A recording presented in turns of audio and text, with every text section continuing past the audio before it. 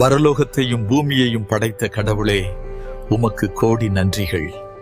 இன்று ஆசீர்வதிக்கப்பட்ட நாளாக இருக்கட்டும்.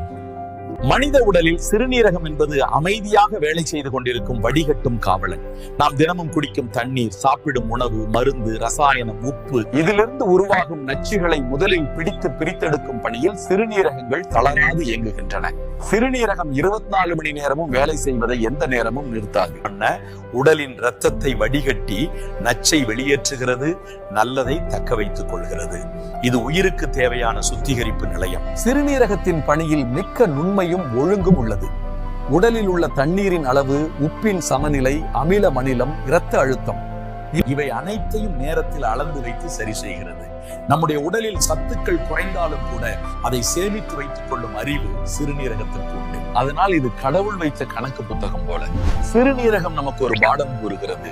வாழ்க்கையில் வரும் அனைத்தையும் உடலில் வைத்துக் கொள்ளக்கூடாது. சில நச்சுக்களை வெளியேற்ற வேண்டும். அதே போல மனதில் வரும் நச்சு எண்ணங்களையும் நேரம் பார்த்து வடிகட்ட வேண்டும்.